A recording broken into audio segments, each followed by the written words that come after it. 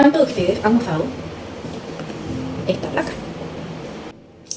¿Cuántos de ustedes le han diagnosticado que tienen bruxismo? Porque aprietan los dientes, porque tienen tensión en la mandíbula, porque los dientes los han desgastado, porque tienen constantemente dolor de cabeza, se convierten en estado migrañoso. Y díganme a cuántos de ustedes les han mandado una plaquita biorrelajante como esta.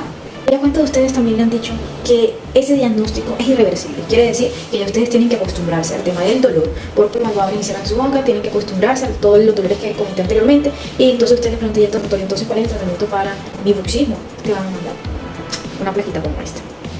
Esta plaquita te van a decir que la van a utilizar por las noches.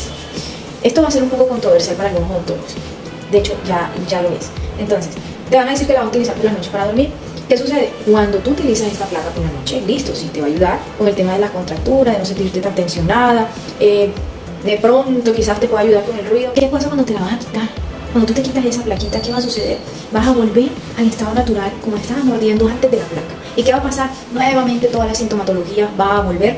Y entonces, ¿tú vas a utilizar esta placa 24/7? Mi pregunta es esa. Porque si la vas a utilizar 24/7, esta placa no está hecha para hablar ni para dormir. Por eso la mandan para dormir. Entonces, si yo utilizo una placa 24/7, mira cómo, ¿quién va a estar con una placa 24/7 para poder hablar así como? Los tratamientos de nosotros son sin placa.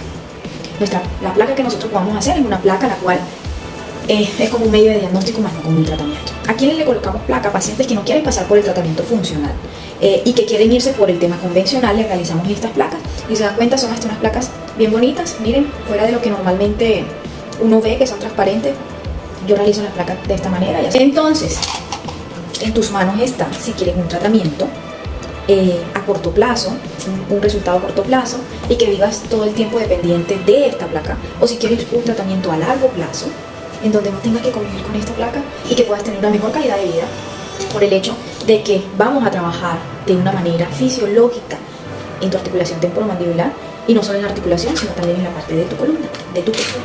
Entonces, si tienes alguna duda, puedes escribirnos y con mucho gusto resolveré todas tus inquietudes. Si quieres ver más videos como estos, solamente danos like, comenta y comparte.